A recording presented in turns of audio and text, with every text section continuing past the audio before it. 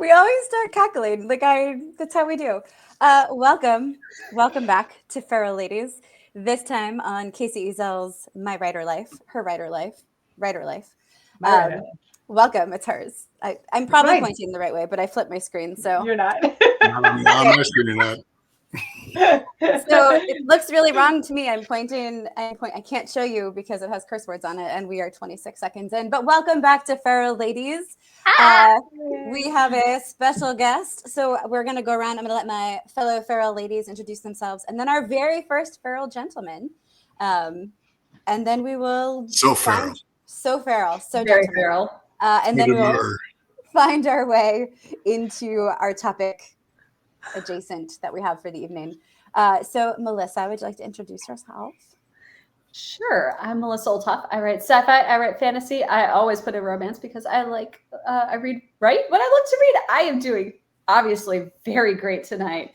So mouth words are mouth different. Words, finger words, totally different things. And yeah, I'm going to stop there and maybe drink some more caffeine. We are recording this, friends, it's only 6:30 for Melissa, so just keep in mind as she chugs that caffeine. It is evening. But she did go to the day job today, so she had to start her day early. It was a long day. It was a lot of day. Yeah. Kacey, thanks for hosting us on your channel. Yeah. So if you're on my channel, you probably know this already, but I'm Kacey Ezell, and I write emotionally charged adventure, fantasy, and science fiction. And I'm super excited to bring Feral Ladies here to Kacey Ezell Writer Life because you guys are a huge part of my writer life. As fans of this channel will know, because you've both been on here multiple times. So, as has Griffin. So fun fact, not only is Griff our first feral gentleman on this particular podcast show iteration thing, but Griff was also my first writer friend that I interviewed on my channel itself. So welcome back, Griff. Accidental synergy. Griffin, would you like to, or purposeful? I actually don't know. We've just been friends a while. That's really what it means. I love it. Griffin, who you is? So I'm a science fiction fantasy author, editor, gamer, geek, etc. Motorcycle rider, retired police officer. I've done a few things in my time. I'm also excited to be here about this Feral for Fantasy, as I've kind of been around while you guys have been kicking it around trying to figure it out. I had a lot of fun with it. So nice. Thanks for joining. Today years old when I learned Griffin is a motorcycle rider. Heck yes. Oh, Melissa also motorcycle rider. Was. I mean, it's like a Marine, right? Just one. Oh yeah, totally. King Arthur, Marines, becomes motorcycle part of your riders. identity. Yeah, it's just forever. That's a great trio. Somebody write that book for me. Motorcycle riders, Marines, King Arthur. Go. Once you're King Arthur, you're always King Arthur? Is that what I'm saying? Yeah, he's once and future king. So. Oh, okay, fair enough. Okay. Come on, English major. No, sorry, it's that one. All I could think about was not the same reference, but all I could think about was the King in Yellow, and I was like, that's not King Arthur. That's the once in future and really scary king. Yeah, Right. different eternal flat circle time. Yeah. Tell me, have you seen the yellow sign? No. So hi, I'm Marisa Wolf. I'm not at all worried about where we're going to go this evening. I write science fiction and fantasy of all flavors that ends in hope, no matter how unhopeful the path may be from the beginning to the end of the book. This is also true for life sometimes, but here we are. So mostly what I look forward to are reasons to cackle on the internet. So, or in reading, all the things. So one of the things that we talked about tonight, if that made sense, is it was so great. What brings us to books? Like when we're discovering a new book or new author, what are the sort of expectations? What are the things that get set up that really draw us in? But in case this is your first time with Feral Ladies, will not be gentle, but good luck. What you should know is that we provide some aftercare, and most importantly, it's in the comments. That's it.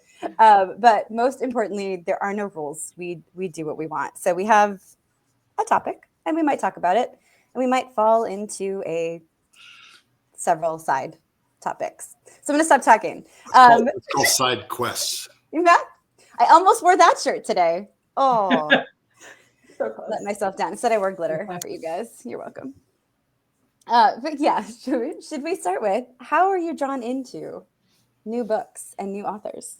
What brings it to you?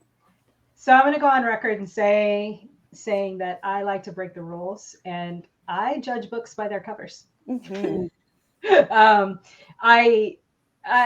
This was a realization, not realization. This was sort of like I had to kind of be educated about this when I first started writing professionally and first started publishing novels, because initially with my first novel, Minds of Men, my initial cover concept was like this sort of cool vintagey travel postery looking thing with a B-17 and a lady walking toward it. And if you're familiar with my work, you know that there was a version of that book that came out with that cover on it. Mm-hmm. You know, basically that. And it was beautiful and I loved it. And I was really happy with it. But a year later, Chris Kennedy, the publisher, approached me and he was like, "Hey, I want to put new covers on these." He said, "Because I don't think that this adequately conveys what the story is about." And I was like, oh, okay, sure. Yeah. I mean, you're the publisher. If you want to put new covers on it, I'm down for that. And so we recovered well, yeah, that especially, which he did. Right. Yeah. And so that's where the current cover came from Minds of Men, which if I was a smart woman, I would have it here because it's right on the shelf over there. I would have it here to show you. But producer Jeremy to flash it up on the screen. Hey, producer Jeremy, please do show. Thank you so much. And the reason, timestamp, go. The reason that we wanted to replace the cover was because Chris made the very good point of, yes, this is a beautiful cover. And yes, it sort of illustrates what happened in the book, but it does not convey the genre and it doesn't set up reader expectations for what kind of story you're going to get. So when readers see this cover, they don't know if it's something that they want to take a chance on spending money on or not. And that was like a light bulb moment for me. It was like, oh, okay. All right. So the cover, while it may include an illustration, the purpose of it is not to illustrate the story. The purpose of it is to signal to potential readers, hey, these are some elements that you're going to find. Check it out if that's your jam, right? Which I can totally get behind. And so once I started thinking about covers in that context, it was really fascinating to me I kind of have like a running like mental list of, oh, these are the things that you're going to want to see on a Mill Sci-Fi cover, like space ass, right? Ocean, space assets, like big spaceships. So, yes. Because that's going to signal that, okay, you're going to get some cool, like, space battle action, or dudes in power armor, for example. That'll signal military sci-fi in particular. If you are talking fantasy, you may have, depending on, like, for example, epic fantasy, you may be seeing like a beautiful sweeping fantasy landscape with some humanoid non-humans, or fanciful castles, or whatever.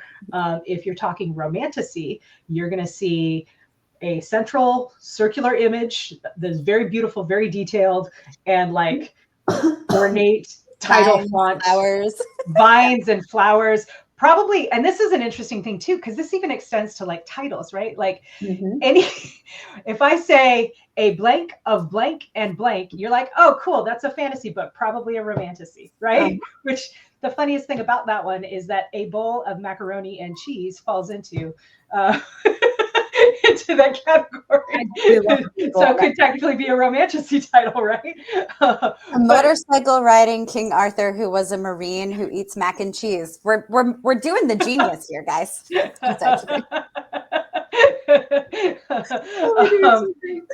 But you know, there are certain words, there are certain phrases, there are certain images, and there are certain compositions that are going to signal, you know, to the reader, okay, this is this kind of story. You may get something like this in it. You know, if I say to you the title is, you know, Her Savage Wolves, okay, right away you know that is a smutty, dark romance.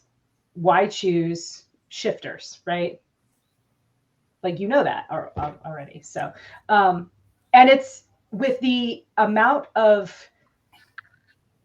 reading material out there today and the way that people shop, especially online, especially in Amazon, especially in Kindle Unlimited, like, you have seconds to catch someone's attention. So to be able to signal those things loud and clear right away is, you know, fundamental. Yeah. Well, and those trends tend to change very quickly. Yeah, they're not static.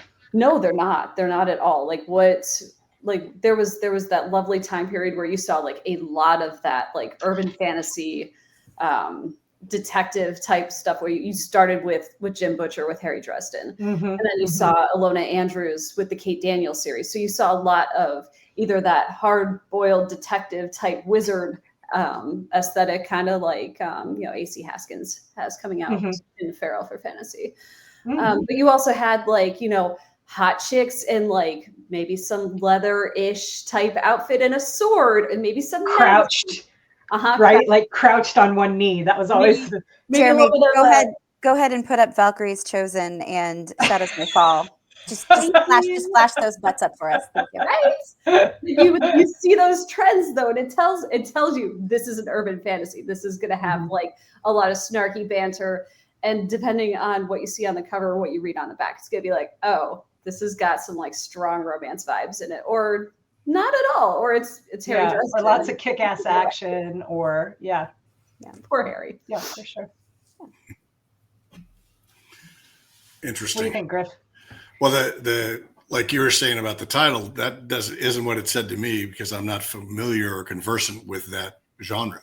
Oh, when I said Her Savage Wolves. Yeah, for me, that's just a cool title, right? It's a super cool title. Because I am not conversant in that stuff, but it's a cool title, right? So, again, I can find out later on, oh, this is more what's going on. So it attracted my attention. If it has a really cool cover with a bunch of wolves on it and a woman standing behind them with her hiney out, then we're clear on what's going on a little bit better. I'm like even more interested, right? Because so you will obviously have a lot of different things going on when it comes to title, et cetera. But there's also a bunch of other things that go into it that certain people are responsible for at different publishers and that kind of thing, which is the ad copy, the quotes, the pull quotes that you get from other authors, the quotes that you get from reviewers. There's the title, but there's also like, do you have a series title? But also, tagline.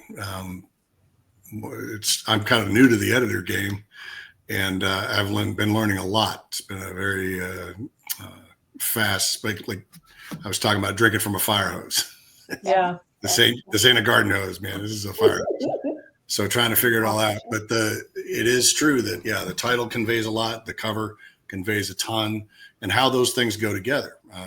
Having a cover designer, you can actually look at some covers. I was talking to my daughter this morning, and she's a huge Throne of Glass, Sarah J. Maas fan. I'm reading those now. They're so good. And I was like, because they just did a recover of all of them. Yeah, they did. And I was like, I'm pretty sure, if not the same person and the same team that did the new covers, is the ones that did the Diana Gambaldon books. Oh, I love it. Yeah. And trade paper. Because it is the same, like we have a solid color. Yeah. And we have, it's limited art. We have the name up top. It's kind of the same configuration of stuff. And it goes through cycles, just like you were talking about, Melissa. It goes through cycles in that it changes over time because people's desires or their program desires from the advertising world change. And more and more, everyone has only got a second or two to get to everybody's attention. Doesn't matter where they're at, because that's what we're training for. Yeah. I'd say Yeah. the things that pull me in right away, I am still and forever will be a sucker for Michael Whalen type art. So that like epic spread. You got a cool dragon, I'm picking up the book. Like I'm at least going to read the back if there's a dragon on the cover. That is always going to be true. So for name the us, rest of name my us a life. cover. Name us a cover from that. The White Dragon White by Anne Dragon. McCaffrey. That was exactly what I was thinking about when Kacey was talking about. Yeah. Was I mean, yeah. That's why I read Pern. Like that's why I started. I mean, then it was Anne McCaffrey and her siren powers, and dragons. So young. But So young. yeah, but it's that cover. Like it was just there was a specific rack at my library when I was growing up that they put all the sci-fi fantasy paperbacks in, and I was forever haunting it. And I had just finished. I had read Narnia a while before and loved it, and had just made the mistake at like 10 years old of picking up the Screw Tape Letters because it was also C.S. Lewis. Mm. It's not really a 10-year-old book, I would say. So I was a little leery of my choices just based on author. And so I was like, well, pictures, we'll base on pictures. And so I saw that cover and I was like, I don't even care what it's about. I want this. I want to take this home with me. This, I would like this to be mine, at least temporarily. And so still to this day, you give me sweeping epic landscape and a dragon or something fantastical, and I'm interested. I think otherwise with a cover, for me, it's like that politician's definition of pornography. I don't know, but I know it when I see it. When I see it and it's cool, if there is something on the cover that makes me laugh out loud, like those little taglines or the pull quote or something, I'm like, ho, something. Then I'm like, okay, let me read the back. And the back is make or break. And what I've started to do recently, and this is since becoming an author, to your point, Kacey, I will flip it open and read the first paragraph. And if I'm like, welp, can't live without this, well, that's coming home with me. And if I'm like, oh, no, I don't know if this is going to work for me, then I'll go home and look up reviews or whatever. But it's pretty, it's funny. I like the style from paragraph 1. That's how I get pulled in. Great covers. Oh, sorry. Go ahead, Melissa. So speaking of pretty and things that grab me is something that's relatively new, and that's character art. So I have been haunting Instagram, not just because it's incredibly addicting, but because a lot of it's a great way to like market and advertise your books, right? And fans will do it for you. They'll make reels and little character art and little pull quotes. Like I read the first book of Throne of Glass years ago before I started writing, and I just gotten done reading ACOTAR, and for whatever reason, the first one didn't really grab me, so I didn't continue the series. And then the past couple months, while I've been doing, all this research on Instagram, I kept seeing all this cool character art for Throne of Glass and all these cool little reels and audio snippets, and I'm like, oh damn. Okay, this worked. This worked on me. I need to go read this. So I started reading book 2. I'm on book 3 and I'm like, how have I lived without this? This is amazing. I'm taking notes. But it works. That's like the definition of feral for fantasy, right? Like when the community loves the book so much that they are creating content about the book, like that's worse. The next level in that is the insane for your stuff is when they start tattooing stuff on themselves. Yeah. Only one so far, but I'm holding out. It's gonna be more. It's gonna be more. Yeah. That's a good goal. What were you gonna say, Kacey? You mentioned Michael Whalen cover art, and that the quintessential dragon art for me will always be the cover of Dragonflight, the green one. With Remoth all golden and wings spread with Lessa in the white. With Lessa sitting on her, sitting in the white. Yeah. That is great art, makes you feel something, right? That art just by itself makes me feel something. Like it makes me want that like connection, companionship, feeling, freedom, power,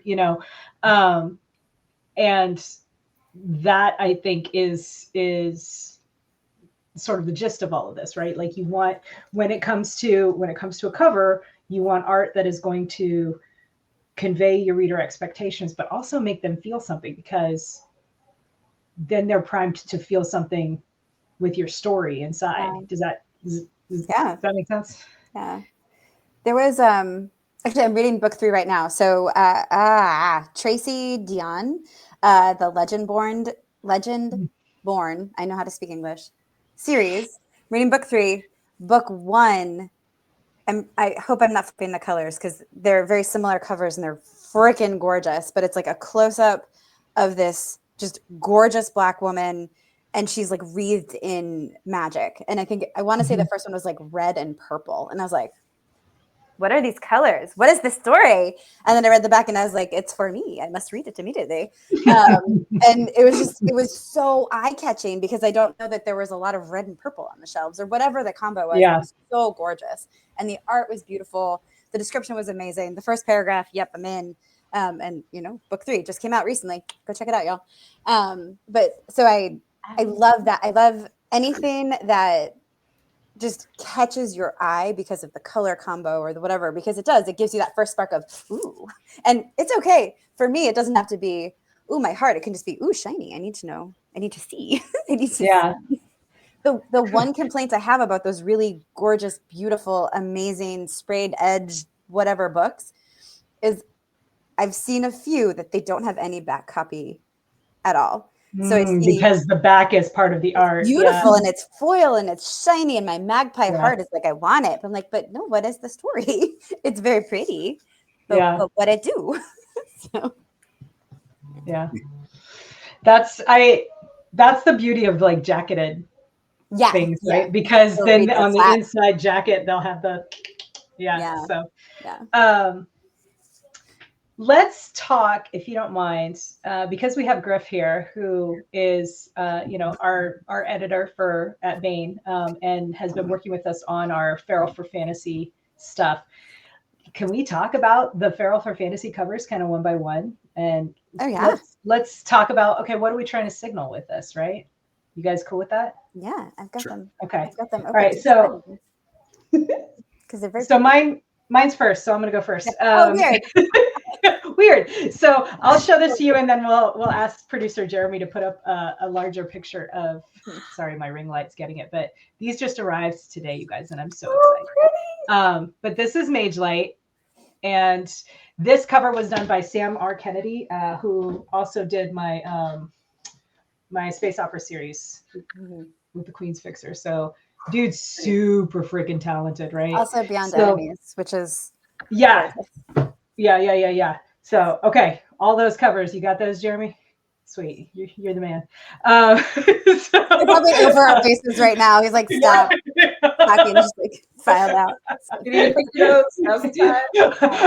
I fully anticipate that the edited video is going to have a line right now that says, "Stop telling me what to do, Kacey." At least he didn't whisper, so we're good. Outtakes, Jeremy's outtakes. Yeah. But yeah, okay. So with this cover for Mage Light, we have that like central image, right? That central motif. And I specifically, when I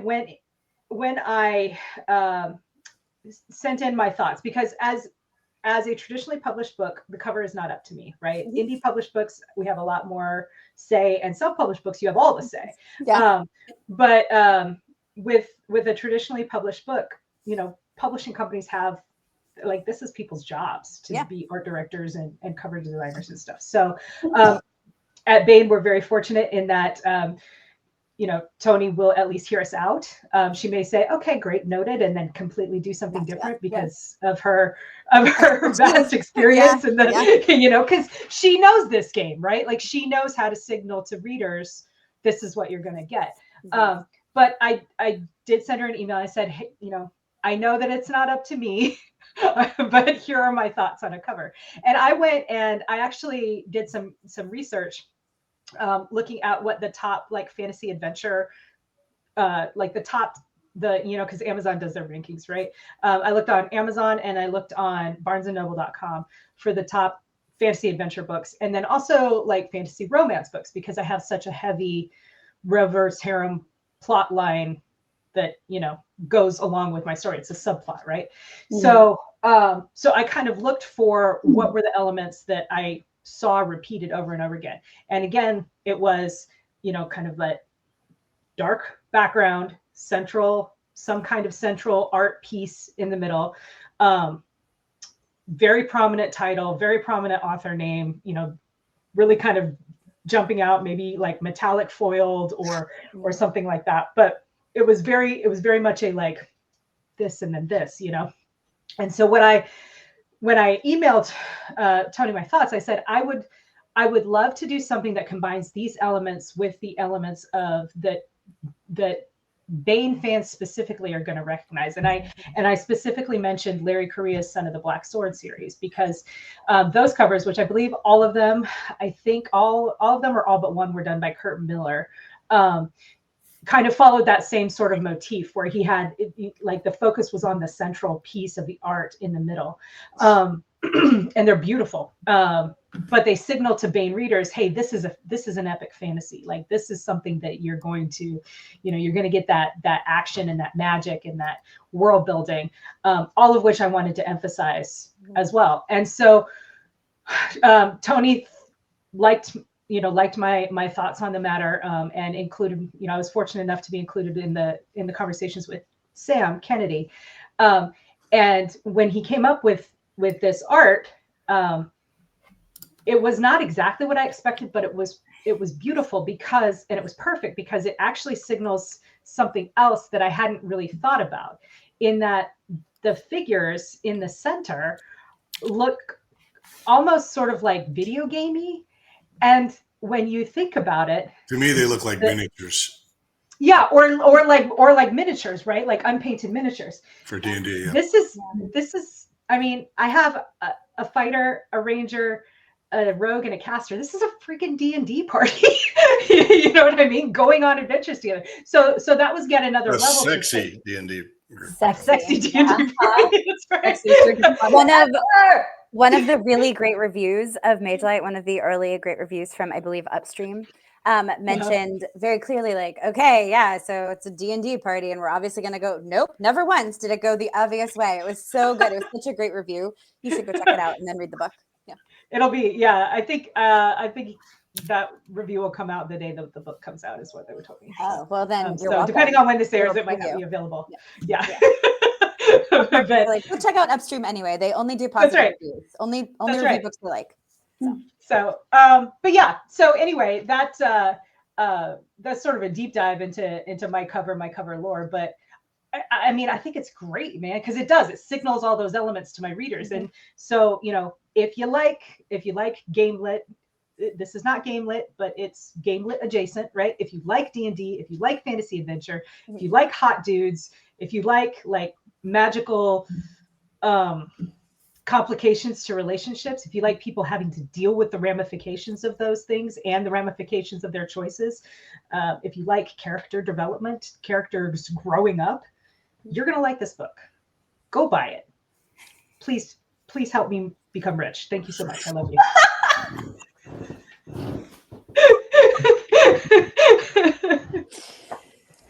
And to connect back to our subject, when you look at it too, like there are very deliberate choices made in the colors and in the positions and in what you're learning about the characters.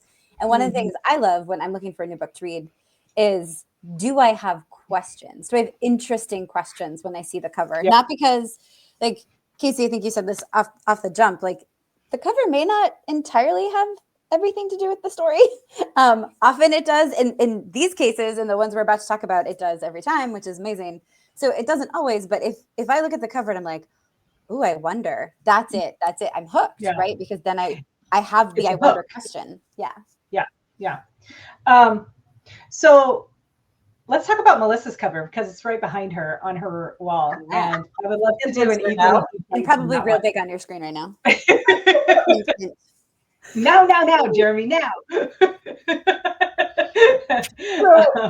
I did not do near the amount of research that Kacey did for hers, but we've talked about this before, out of the 3 books that we have coming out this year, Kacey's is the closest to actual romantasy, where we, want that cover to grab those readers.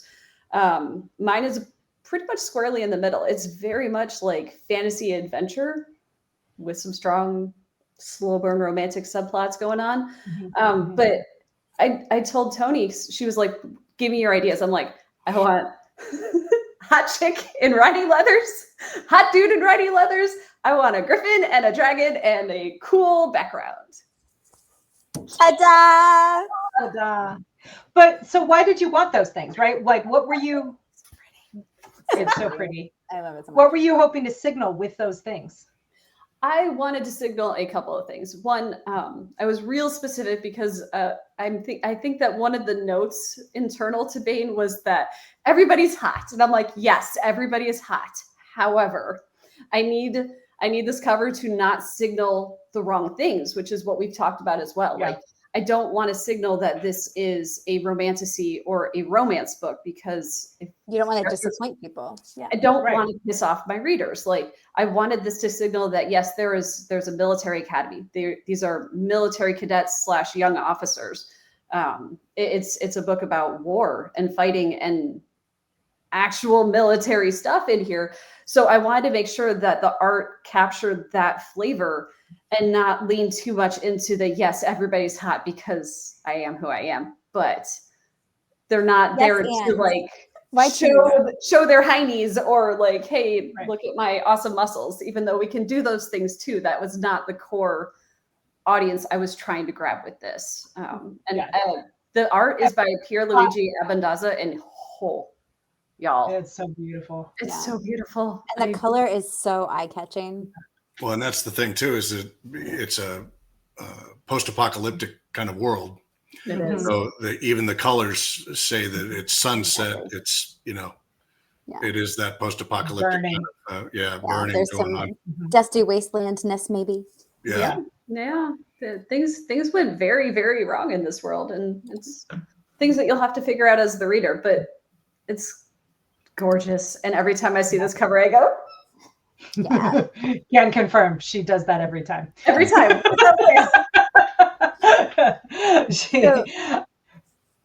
Go ahead. Oh, I was just going to add the note that, like, yes, everyone is hot in your book, that everyone is hot in your book the way everyone is hot in Hollywood.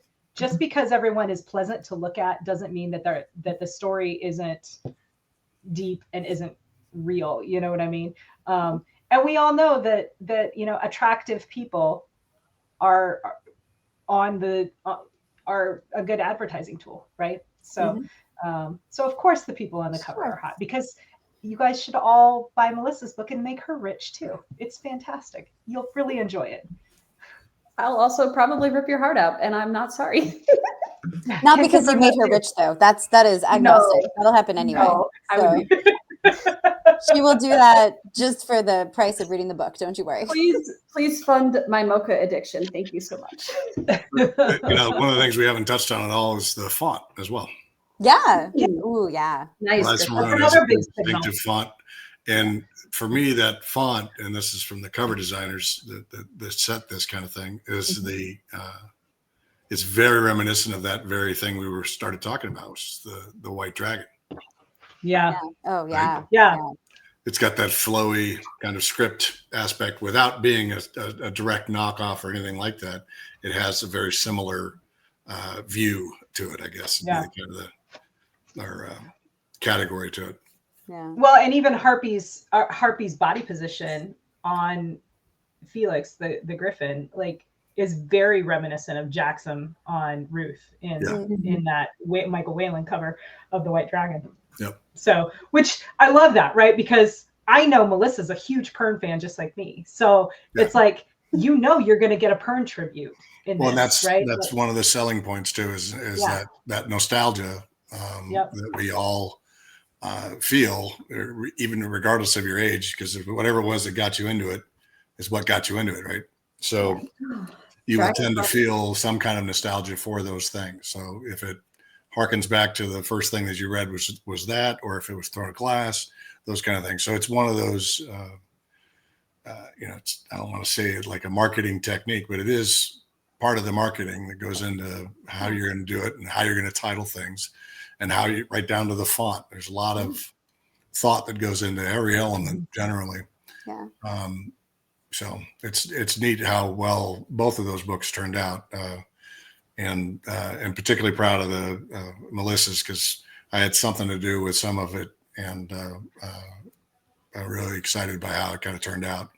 Yeah. So I'm hoping it does very, very well and makes her rich too. Yeah. Okay.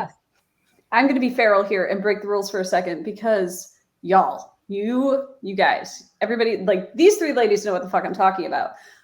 But our audience needs to know how amazing Griffin is here because holy crap, do I feel so fortunate that I got him to edit this book because I'm not arrogant when I say it was good. It was a good book. And then Griffin got a hold of it and he made it better, which is what an excellent editor does. And now thanks to Griffin specifically, the world will know what Griffins smell like. I'm never not going to say that. Yeah. So blame me. Blame me if you don't like the way they smell. Do not smell Griffin at a con without permission. Yeah, I mean, that's true. We your life in your hands, folks. around here. It's not actually an equivalency. It's not the same. It's not how Griffin smells. No, it's different. Just so you know, The Griffin the said Griffins he and the wants to Griffining know. Yes. different. Griffining. I'm fairly certain the note actually said something along the lines of, I know what this Griffin smells like, and it's not always pretty, but I want to know what your Griffins smell like. And I'm like, well, crap, I never said it. Well, it kind of one of the things that it arose out of was your fantastic world building, right?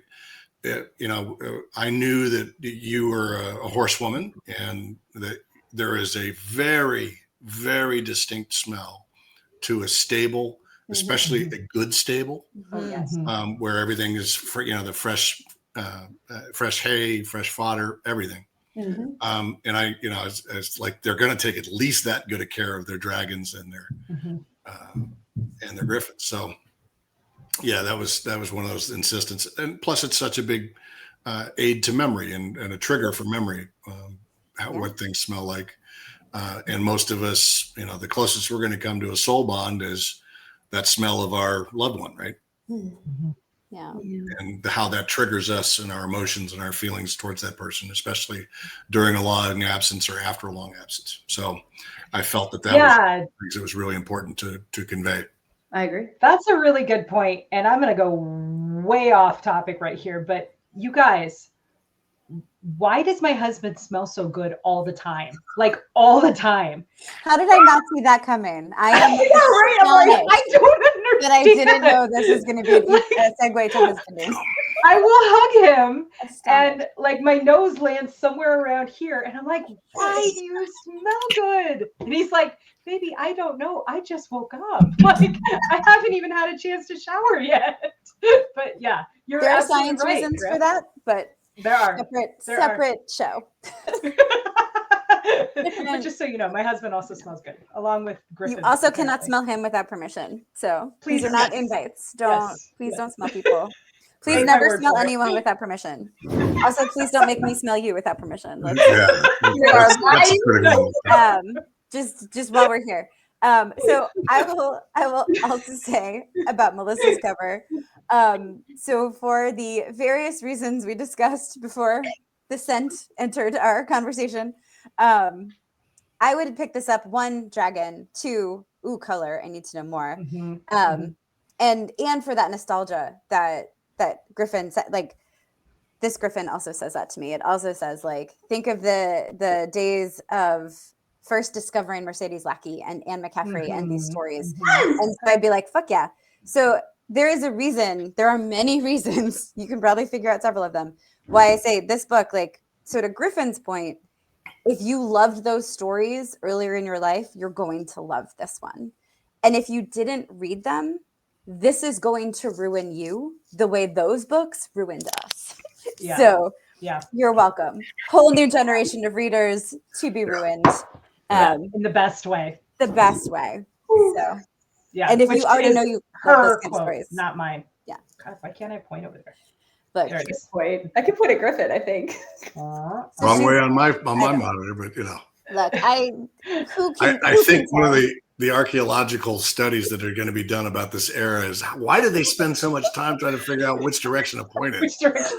how do they not know left and right Right. in the Do they not know 2020s? that there's a mirror effect sometimes, and that Yeah. or either that, or it might be a just a programmer having us all on. Like, Yeah. programmers, I'm gonna mess with these people Totally. so hard. They don't appreciate tech the way they need to. I'm here to help. Yeah. Griff, do you want to talk about Blood and Fate, which is also a Feral for Fantasy this summer? Yeah. The cover on that one is it's directly harkens back to the pools at the foot of Yggdrasil, the world tree. That series is steeped in Fae and Norse and Gaelic mythology and fairy and Fae, and it's just he is so accomplished. Aaron Haskins is so accomplished in so many fields, but he brings it to life. Nice. Man, he's got some really twisted Fae that have their own societal kind of métier. It's not even necessarily like their own society. They just have their own way of operating within their society, depending on whether they're signatories to a treaty or not, that kind of thing. So, that cover is really interesting for those reasons. Also, one of the things that goes on with titles is struggling to figure the title out that might work the best. And doesn't necessarily allude or hint at some other title that might be popular in the zeitgeist of the times, but be not necessarily something you want to be related to. So that was one of the things that we kind of had to talk about and discuss was how do we get him the best cover and title that he can sink his teeth into, kind of thing, and won't be have any kind of embarrassment to go with it. So that's one of those things about traditional publishing, right? Is that sometimes you don't have those choices, as Kacey was saying. But a good publishing house will listen to its author and try and make accommodations and also come up with the best title possible and the best cover possible, et cetera. Yeah. And I love I don't know if it's a progression. I haven't read the second one yet because it comes out, y'all, this August. But the first book in this series, it's the main character kind of slumped at his desk. You can see like books and it's like his study or his office. He's definitely got a glass of good brown liquor, either in hand or nearby. And home dude is whiskey. It would have not to scotch. be, whiskey. That's why I went vague. Brown liquor, I don't want to. No, I know. No, I'm saying. No, you're good. Yeah, you're correct. I made a mistake. I was like, whoops. Oh, yeah, not correct. So this is a whiskey loving dude, and maybe love isn't the right word. But like, it is a very powerful cover. And then you look at book 2, and now he's out in the world. Like, is there more Fae stuff happening? And don't answer the spoilers, but like, what is he's not hunched over in guilt or whatever the deep emotion was, depression. Yeah. He's out in the world. There's a progression. And like, I love when series covers tell you a little bit of like a hint. Yeah, of and the that's story. and that if just for those that have read the first book, he starts to rejoin society at the end of the first book. So yes, you read it exactly correct. And that's a good sign that the cover is putting it out there, right? Yeah. For sure. Yeah. And again, it's a really good book. It's a lot of fun. Aaron, among his many accomplishments, is a really good shooter. And he's even better describer of shooting. Because he knows what he's talking about. Yeah. And I thankfully, I never had to be involved in an officer-involved shooting, but I've written many times about shootings and that kind of thing. And I've had to write about some other person shooting somebody, but that kind of thing, and in fiction as well. And one of the things that he does masterfully is, like, literally without slowing down the action, the sweep of the hand back, the sweep of the garment back away from it, the pull, the point, the trigger, the pull. I mean, it's really, really cool. It's so incredibly well done. And he has numerous sequences that convey this expertise very, very well. Yeah. Nice. Lots of fun. So action, That's a- urban fantasy yeah. stuff. Yeah. Yeah. Not And- to backtrack, but that's very much how Melissa's flight sequences were Right. with her dragons and her Nice. griffins. Like, Yep. you know, I'm reading them as an aviator, and Melissa has some time in the air too, but I'm reading them as an aviator, and I'm like, yeah, that's exactly how it is, right? So like, And the desire, right? The desire Yeah. to both of you. the emotions, right? Exactly, the emotions that go along with flying, and the way that you know, I mean, because there's a little healthy amount of fear that goes along with it too, right? Like, so it's the fear and the adrenaline and the joy and the rush and the wonder of like, they're literally paying me to do this today. Like, what, you know? Yeah. So Yeah, anyway, so- sorry to interject that. No, but Blood and I'm Fate sorry. captures those elements that you know. Like I said, I'm glad to hear that Marisa's a big fan of this cover as far as it's showing Yeah. some progression. That for progression is the cool. character, yeah. So Yeah. very Yeah, nice. I keyed in on the first thing that you said about it, Griff, is that I think it really signals the mythological connection that Aaron's stories have. And you know, and there's a big fan base for that. So Yeah. those people are And going to see that. if you're a fan of Dresden Files, you'll love the tar out of this. And you know, it's one of those things also where no matter how many people are doing it, there's still not enough to serve the readership. Right? Yeah. There's always something new Yeah. to say. Yeah. So, and Aaron really does for the both the realism of his historical knowledge of that mythology and the Fae and that kind of thing, and is, you know, like I said, the gunplay is chef's kiss. I mean, it's so slick. And you know, I mean, to the point where he should be getting paid by some of these this holster maker that I'm like, Sponsors. We need he sponsors. should be sponsored by them. That's awesome. Yeah. So probably no werewolf sponsors for Wen Spencer, but September of this year, for late summer, early fall, feral fantasy, Wen Spencer, the Werewolves of Boston series has a new book. Oh my goodness. As far as I know, growing up 30 minutes south of Boston, there were not werewolves at the time, but this cover makes me As kind far of as yeah, you where? know. Yeah, as far as I know. What do I know? That's right. That's Suburb girl. It's from the South Shore. We didn't have no werewolves there, you guys. But yeah, do you want to talk about the Wen Spencer cover? Because it is all werewolf and like a little dude, but like the Yeah. claws So and the fluffy. teeth. I love it so much. It's so fluffy. I want to pet him. Why not friend if not friend shaped? It will die, you guys. It'll be petting something with bigger claws and teeth that I'm just like, it's so fluffy though. It's so fluffy. That's how it died. Why, friend? Why not? So I haven't had a chance to read this one yet, but again, it screams urban fantasy, and that is a mighty big werewolf. Like, thank you. Yeah, Run the other way. This is how we die. Yeah. I need backup. No, I need everyone. We need Aaron's gun in this. Yeah. Run Makes away, me run happy away. Yeah. Bravely. Yeah. Can we also talk for a minute about the title, right? Because so the the series is the Black Wolves of Boston, right? And Or werewolves of Boston. Right? or the Werewolves of Boston. The first book was Black Wolves of Boston, Yeah. which is a fantastic title. You've got that beautiful good. alliteration. It's fun to say. It makes you ask the question like, are there wolves in Boston? You know, like what? My desire to know more intensifies. Right. You know, I wonder. Yeah. Just getting my urban fantasy werewolf vibes here. Yeah, for sure. And then now with this installment, Black Tie and Tails, now you've got this amazing pun that like, you know, there's that humor that Marisa was talking about, right? Yes. There's that little piece that just kind of draws you in and makes you want to be like, okay, all right, this is going to be a fun ride. I'm down to check out some werewolf, Also, Bostonian werewolf. breaking news from today, because I have not had a chance to read it yet, because September 2025, you guys.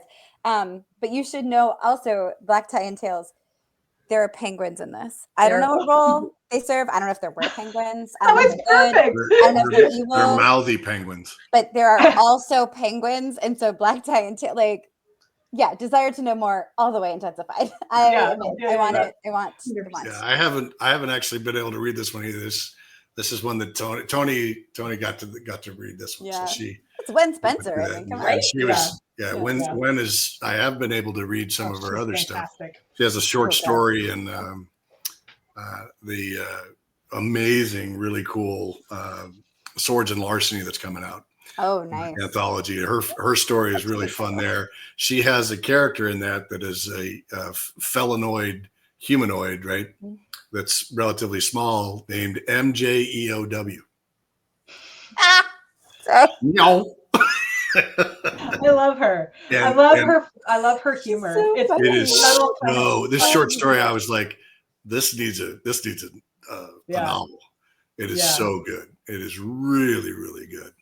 And the cover for that is another fun one that we can get into. But yeah, Swords and Larceny, pretty cool title, right? Grabs you as an anthology. You're like immediately, okay, I know something what this is going to be about. Ocean's 11 and Fantasyland. Oh, there we go. I'm in. Say less, Sam. And there's a story in there that has made me laugh harder and more than I have ever laughed at anything I have read. I now have to read it. It's Ailey Martinez. And of course, I can't remember the name of the title of that short story, but now we know what to look for. I know the main character's name is Babs, and she's a goblin. Fantastic. I love that already. Of course she is. Yeah. Of course she is. And her first line is, "Hey, my name's Babs, and I didn't mean to blow up your dog." And he's talking to she's talking to the Lord of Hell or whatever of the underworld, and talking about Cerebus. Oh my goodness! And we get the story of what all happened, and I can explain everything. Actually, the first line is, "My name's Babs.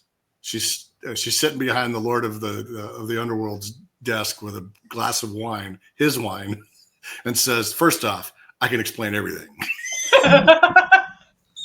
And then it goes into the whole thing about the dog. We didn't mean to blow up your dog. I started laughing then, and I'll chuckle. I get some grins out of stuff. Marisa's book maybe chuckle a few times. I laughed out loud, and I mean, granted, that was the intent, right? It's right. It's not meant to be, a levity moment to lighten up all the death and darkness. It's supposed to be a funny story the whole way through. Yeah. No, I'm not talking about Whispered Story. I imagine that. Yeah. But yeah, so the Gwen Spencer thing, she's amazing in the short story that I read, and I was like, very cool. And I haven't read any of her urban fantasy, but I now want to because I read that short story. And I should say I do actually know what the penguins are, because a quick little snapshot of this book is, one, it's a YA crossover urban fantasy. So one of the really, really cool things about this summer of feral fantasy is you're getting all different kinds of flavors. Like Kacey talked about the strong romantic subplot of why choose in Mage Light, and Melissa talked about the slow burn and the war and the darkness in Rise from Ruin, and also the sarcasm and levity. Blood and Fate is definitely a grown-up book. It's a grown-up urban fantasy. Very noirish, very noir edge to it. Yeah. Nice, fun, dark, but dark. Fun, not for the characters, fun for you as the reader. And Gwen Spencer's is a YA crossover urban fantasy. Joshua is just trying to graduate from high school, but his duties as a prince of werewolves, keep getting in the way. To say nothing. Sounds like the last line is, to say nothing of the were-penguins. So they are, in fact, were-penguins. And I need to know what Joshua, the prince of werewolves, has to do with them. Yeah. Oh, good. Yeah, definitely on my Baen TBR. Oh, that is next. Baen TBR. That's next on my Baen TBR, because Tony was talking to me like before I did the road show for Mid-South Con here in Memphis. Tony went, book by book, and she got to Black Tie and Tails, and I'm like, okay, Tony, tell me about this one, because I haven't read the first one yet. And she's like, first there was the evil penguins, and I'm like, sold. Oh, it's really more. Say less, and then and she was like, say less, fam. Poor high school kid who is bitten by a werewolf turns into a werewolf and is adopted by a 300-year-old vampire, and things go about as well as you expect. I love it. I'm in. I love it. So good. I love We'll it. give you a book report on in one of these videos in the future. Oh, I'm sure it'll come up. And then Feral Fantasy ends in September with A Plague of Magic. Or it does. I'm just saying, we could keep going with this stuff. I mean, there could be more Feral Fantasy. There There could be will, more. in fact, be more. This Feral summer's Feral for Fantasy. Fantasy. This summer. particular 2025 ends in September. And boy, what a book to end it with. One that I'm currently reading again and not sad about reading again because it's amazing. But let's talk about the cover. Yes. So the cover is so much fun. So Tom Kidd is award-winning artist. He paints his covers. This is a partially hand-painted cover, which is just bonkers to me. I love it so much. So in this, it's just a little bit of a little portrait, little frame. And speaking of the font, I love it. So it's like this metallic silver with like purple edges. And when one of the awesome staff at Baen sent me the cover, she was like, you saw the color, right? You saw the color. And I was like, oh, that's the first thing my eyeball saw was the purple edges. I don't know if you guys know, but I really like purple. And it's weird. Yeah, it's a weird, strange thing. But I love it. I love the combo of like the classic fantasy art and the kind of like more, I don't know if sleek is exactly the word, though. It's one I keep using, but like this more like sleek fantasy current trend thing. I like the combo because this is not romantasy. Of the three of our books, as Melissa mentioned earlier, hers is kind of in the middle. Mine has the least romance in it. There's not a lot of time. I don't know. I did fan myself in Lady. Woo, yeah, you did. I did too. You guys. Hashtag hot mod boss. I think I don't even know if I've told this story on the internet before, but the very short version, I mean, look, guys, we've talked about this on Feral Ladies before. When the world is dark and full of terrors, people have sex. Like that is a thing, right? And or they are very tempted to have sex. So there is not actually time for sex, but there is time for some messy relationship revisiting in several ways. And I wrote this scene and I sent it to Melissa and Kacey, and I was like, look, do not cheerlead. Like, this isn't the Marisa is making herself crazy, writing lots of words every day. This is the like, I either wrote the best scene I've ever written or it's absolute garbage. And I have no idea which is the answer. So please tell me, am I being delusional or not? I replied back in all caps and was, goddamn, this is the best thing you have ever written. And I was unaware of it and came back a year later or 6 months later while I was editing it. And I made that comment in this on the manuscript saying, I'm fanning myself in Lady because it was. It's a very sexy scene. Yeah. Lots of hot tension, lots of like, undercurrents. Undercurrents is a purposely used word, I imagine. So I screenshotted that comment from Griffin. So I fully second what Melissa said. Being edited by Griffin was an amazing experience. You'll probably read about it in the acknowledgements. Go ahead and buy the book and read them. It'll be fine. I have not written, as of the time of this recording, I have not written those acknowledgements, but Griffin will be in them. So you heard it here first. So acknowledged. Acknowledged. So you may want to say, let's pause the video and say, maybe you should say Jeremy too in those acknowledgements. I'm just saying.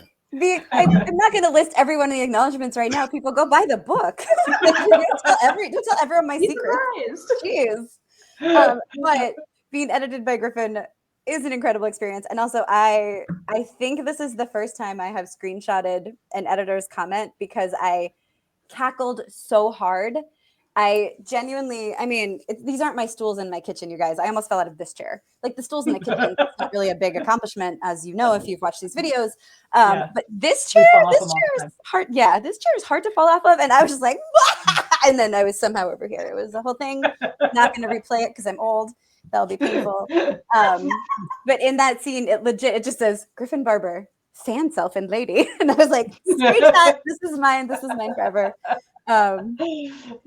Anyway, it was amazing. So yay! So you have fun scenes like that in there, which are not hinted at all on this cover, because in this cover, what you get is a very I don't know if suspicious is the right word.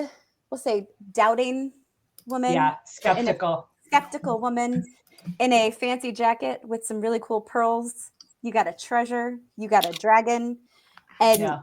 I'm not going to lie, like, this would make me pick up the book if it weren't my book. A big score, a little dragon, and a whole lot of trouble. Like, yeah, That tagline. I'm picking up Yeah. that tag. Yeah.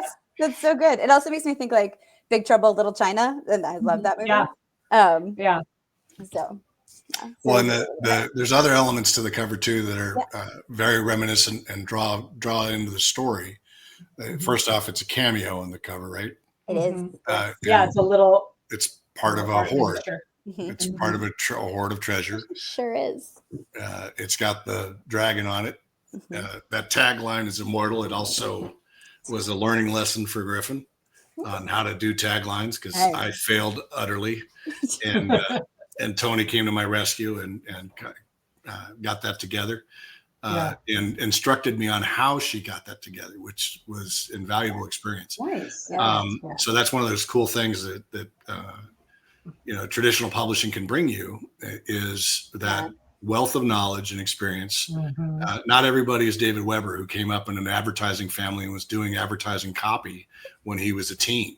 So smart. Not everybody can do that. So one of the things about traditional publishing is that they're going to have that experience to be able to help you out with those things and drive readers that wouldn't necessarily look at you twice until they read this tagline, which is, a tiny dragon. Oh, I can't remember what it is, but it's awesome.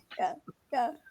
A big score, a little dragon, and a whole lot of trouble. A lot of trouble. Yeah. The trouble was one of my things, but that was the cool thing about that was it's a pithy little phrase that really covers a lot of what's going on in this story without giving away details and without asking you to give a damn about characters you don't know about yet. That's one of the things that you want to avoid when you're talking copy. Is you don't want to talk about characters that we haven't heard of yet, especially on a first book, right? It may be permissible in the second book too. But even then you want to get basically we want to get some snappy stuff that makes people interested in reading it. So one of the coolest things about this trio, and I didn't get to work on Kacey's novel, but I did work on a short story that she's written in support of it, is that all of these are firsts in a series, right? So it's really fun to be there. And again, I am not their editors. I'm one of the Baen editors, and I get assigned who I get assigned, et cetera.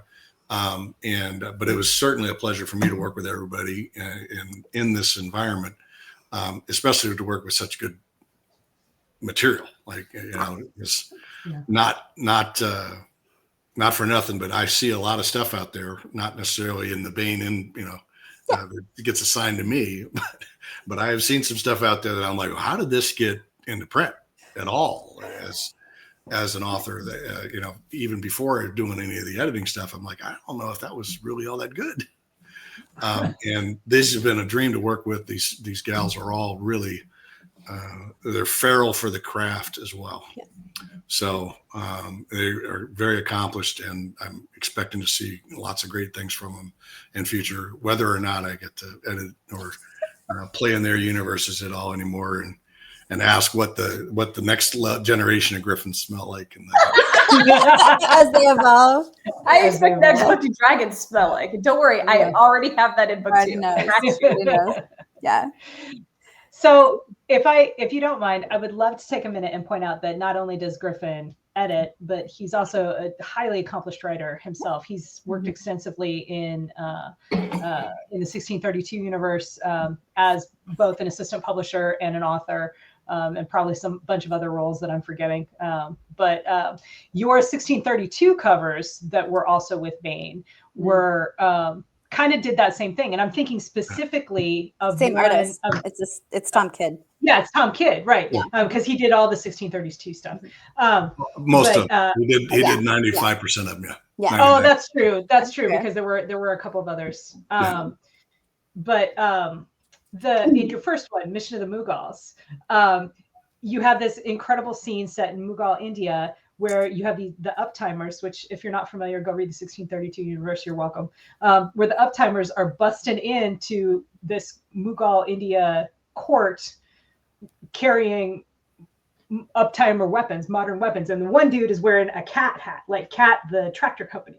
And Construction equipment, yeah. Yeah, yes. Like, how freaking cool is that? You know exactly that, just by looking at that, There's that shenanigans beautiful in here. anachronism, Yeah. that this is alternate history. And that's something that, the 1632 universe in particular, that, and Eric Flint really kind of helped to define. So, I know we're long on time, but I just wanted to point that stuff out too. So, Well, thanks. Yeah, that was one of the signature pleasures of mine. And also I learned a ton about editing and the whole process of kind of how the sausage gets made, even before becoming an editor, with working with Eric, and even before becoming the assistant publisher at the now defunct Ring of Fire Press. Yeah. Yeah. So, well, cool. So in we will talk. conclusion, Yeah. you all want to be rich, so go buy our books. Because We you're gonna love them. will talk more about not only the Baen Summer Feral Fantasy, but we have a lot of fabulous indie friends who have some releases coming this summer too in fantasy.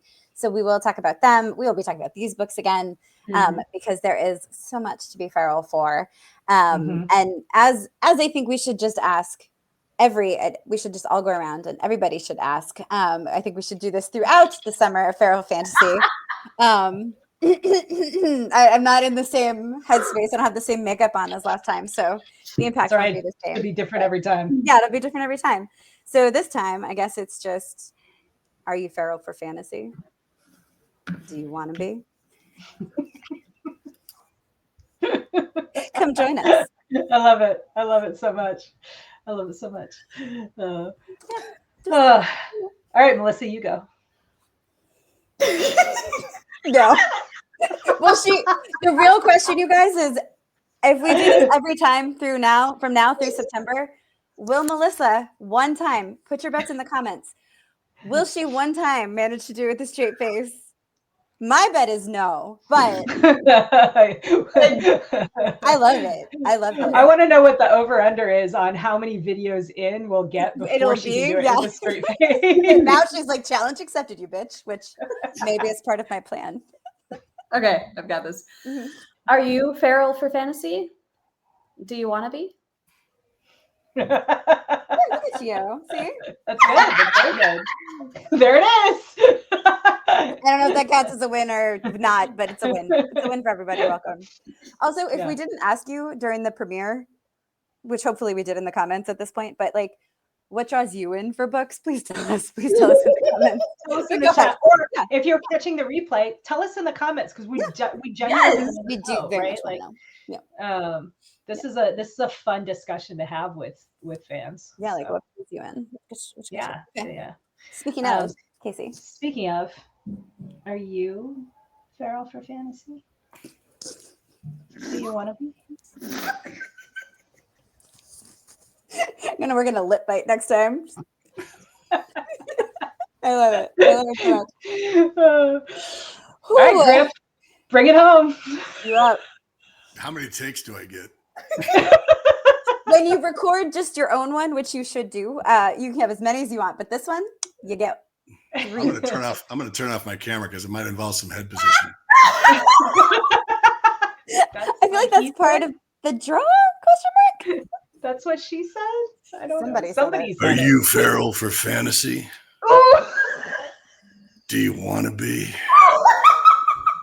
Well, now I do. And scene. Good night, everybody. Night. Hopefully, I didn't ruin it for every other guy. It was that don't wanna amazing. be on. It was amazing. That's what he said. So good. Ooh. Guys, go ahead. If you have not already subscribed to Kacey's channel for some crazy reason, go ahead and do that right now so you catch Yeah, all please. of her further adventures.